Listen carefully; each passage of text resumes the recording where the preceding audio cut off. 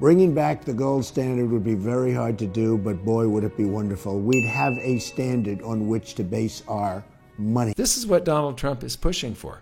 He's pushing, I think we're going to have that Mar-a-Lago Accord where they settle all of these tariffs that Trump is imposing.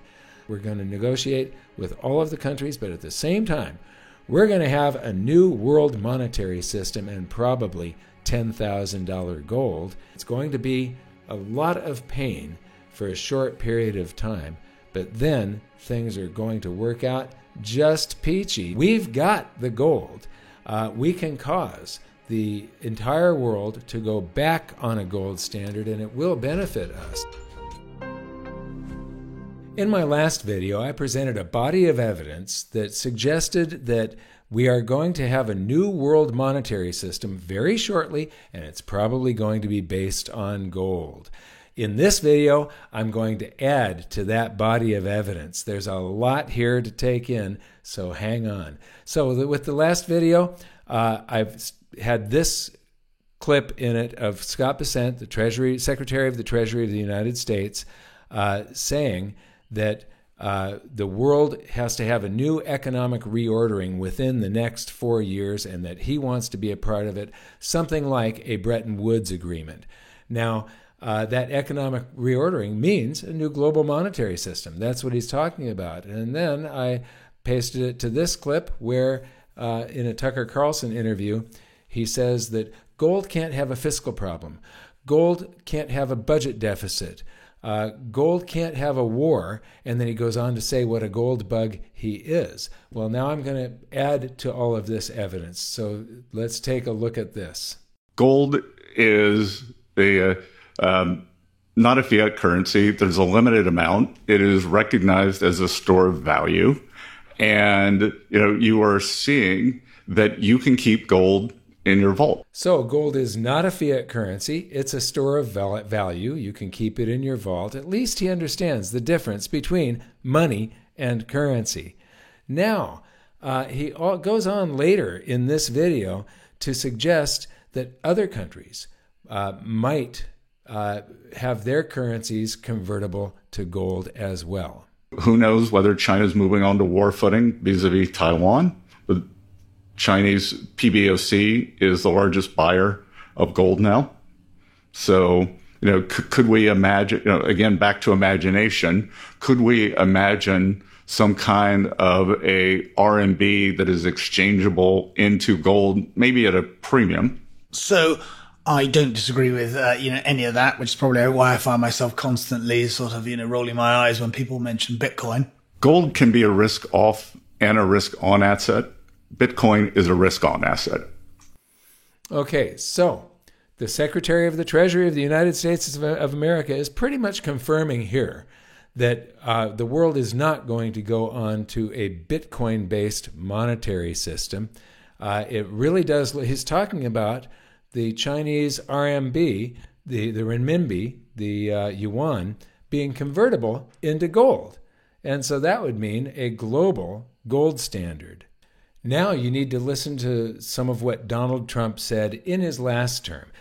This clip is more than 9 years old, but it's his opinion on gold and the gold standard. Bringing back the gold standard would be very hard to do, but boy, would it be wonderful. We'd have a standard on which to base our money. So the president actually doesn't understand the difference between money and currency, but he thinks the gold standard is a very good idea, and it gives us something to base our currency on. So the U.S. dollar. I wish they would just drop the dollar completely. All countries should just be dealing in, things should be priced in gold grams, gold nanograms, and bimetallic. You could do silver ounces, and not, I wouldn't do ounces. Should be grams of silver and kilograms and so on. And here's yet another video where he gives his position on the gold standard, whether he likes it or not. Can you envision a scenario that this country ever goes back to the gold standard? Well, in some ways, I like the gold standard. There's something very nice about the gold standard. And you have to go back at the right time, like when gold does the old crash show. But there's something very nice about having something solid. You know, we used to have a very, very solid country because it was based on a gold standard. We don't have that anymore. There is something very nice about the concept of that. It would be very, very hard to do at this point, and one of the problems is we don't have the gold. Other places have the gold. So this is where he got the audit Fort Knox thing from. Let's go to Fort Knox and see if the gold is really there. Now, you know, that rhetoric started in mid-February, and then it's gone silent for 2 months. And during these months, what's happening with these gold inflows is they're both refilling Fort Knox, and the commodities exchange is getting ready for something, and I will show you that evidence in a few moments. Bridgewater Capital. Bridgewater, the largest hedge fund in the world, in their extremely influential newsletter, and they say, we have been through many big economic shifts over Bridgewater's 50-year history. So we don't speak lightly when we say that this looks like a once-in-a-generation one. It's a once-in-a-generation economic shift. And then they go on to say that we see exceptional risk to U.S. assets. Why do they say that? Well, let's hear from Bridgewater's founder, Ray Dalio. We have something that's much more profound. We have a breaking down of the monetary order. We are going to change the monetary order because we cannot spend the amounts of money, so we have that problem. So Ray Dalio, the founder of the world's largest hedge fund, is now saying what I've been saying since 2009, that we are, I've been predicting this, and I wrote about it extensively, and we are headed toward a new monetary system. Breaking news, U.S. bond giant PIMCO. So this is a fund that sells bonds, right? They invest in bonds. Warns that the U.S. dollar's reserve currency status is not guaranteed. The world is starting to become awake. Another article that Besant calls for reforms among Bretton Woods institutions to rein in global trade imbalances.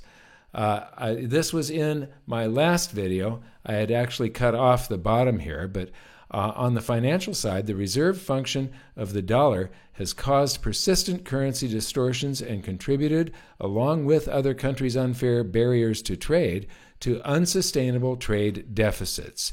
These trade deficits have decimated our manufacturing sector and many working-class families and their communities. To facilitate non-Americans trading with each other. Now, I clipped that off of the last video because I actually didn't want to have to go into explaining this, the Triffin dilemma. So I would suggest going to Investopedia and reading about the Triffin dilemma. It's also called the Triffin paradox. But basically, the rest of the world, in order for it to function, if there's a reserve currency system, the reserve currency country has to export their currency, and they do that by buying more goods than they sell. But that collapses our manufacturing sector and causes inflation in our country. So we're caught between this rock and a hard place where we're trying to do both things at once, and it's not possible to do both things at once. So I would definitely recommend reading this. Now, I showed this graph that has, this is the amount of ounces that the United States owns versus all of the other countries. And you can see that, yes, we've got the most. But what I didn't point out in my last video, notice here that China is number 7. But when you adjust this as ounces per person, actually we drop to we'll be the 12th richest country. China is not even in the top 20. So that was a big mistake that I made where I didn't mention that.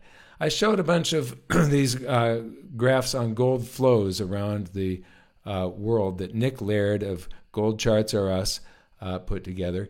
And this is March of 24, and this is what most of them look like. A huge bar for China and something between half a ton up to about almost 9 tons or about 9 tons is what the United States experiences month after month after month after month for years on end. And then you take a look, that's March of 24, here's March of 25. China India, sometimes India will have a big bar. China always has a big bar. But the U.S. is always like way down here. So March, these numbers were not in when I made my last video. They're in now. Another 104 tons, which is huge. So reviewing this, 64.5 tons in December. January, almost 200 tons, 193.4. February, and look at this, China, 0. February, 146.8 tons. How do they manage this where they get the Swiss refineries to not sell anything to anybody else in the world and give it all to the United States? Here, China got 10 tons, but we got 104. Now, another thing that is happening. Hi, I just wanted to take a moment and thank you for subscribing and mention that if you'd like to help our channel, please consider my company, goldsilver.com, the next time you buy precious metals. We're one of the most trusted names in the industry. Our prices are sharp, delivery is fast, and we have an insiders program where you find out exactly what I'm doing with my own investments.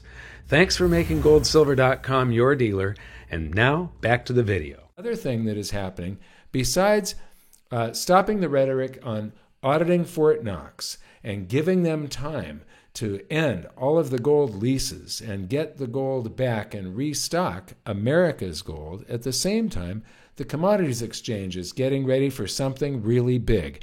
I don't know what has scared them, but something really has scared them.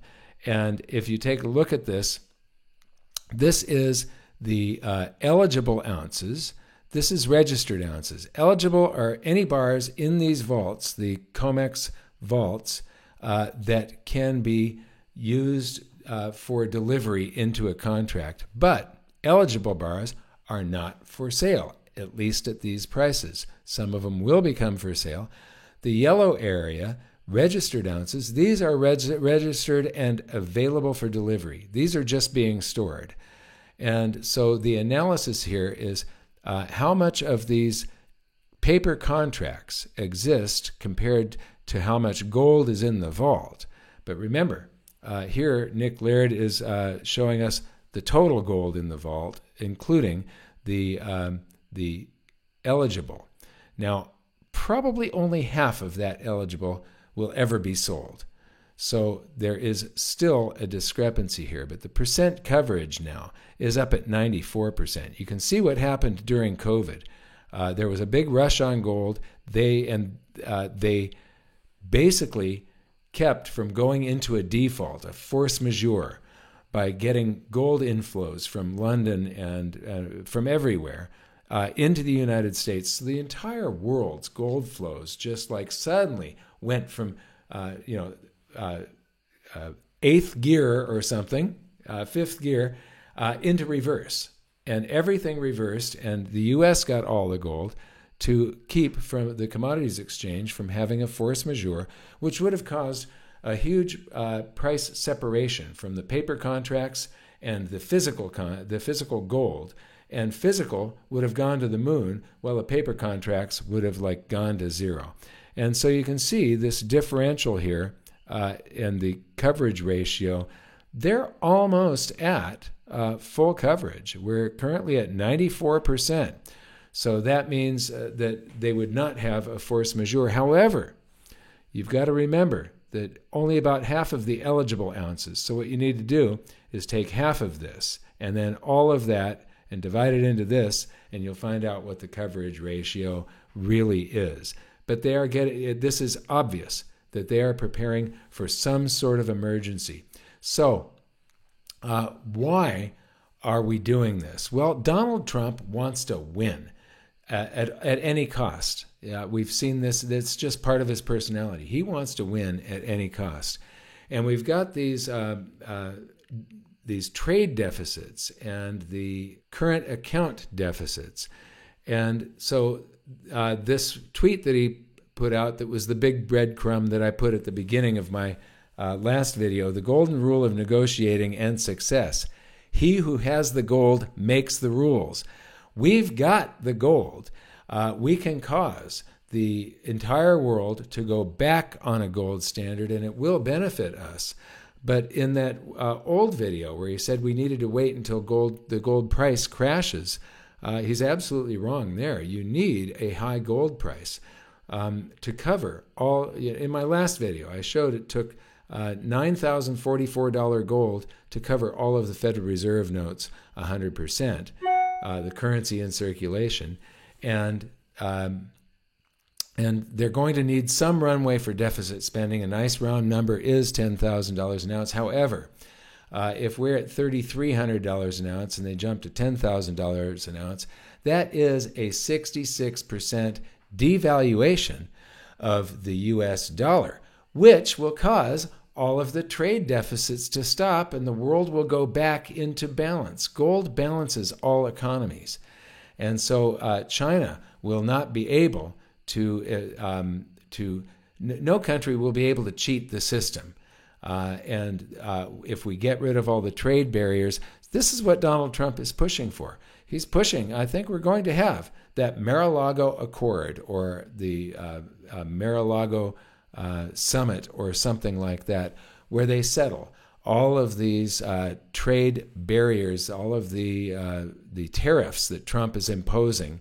We're going to negotiate with all of the countries, but at the same time, we're going to have a new world monetary system and probably $10,000 gold. And it's going to be a lot of pain for a short period of time, but then things are going to work out just peachy. Now, in my last video, I promised that I would come back and finish that section of the book where I talk about the song remains the same, because it's important. So the song remains the same. I showed that the world has had 4 different monetary systems over the past 150 years, and every one of them builds up pressures, disequilibria, malinvestment, misallocations of capital, and it all ends in an emergency economic conference to create a new world monetary system. Every time, except 1971 today, the poorest designed of all of these systems, we have not yet had that. And I said that it is coming. And so, from the deficit spending and inflation during the Song Dynasty in 1000 AD to today, the lyrics change a little here and there, and a few of the instruments are different, but the song remains the same. The next monetary transition will be huge, and everyone on the planet will be affected. It's not possible to stand on the sidelines and watch. Wealth will either be transferred from you or toward you. The choice is yours. What song will you sing? I want to thank you for watching. We'll see you next time.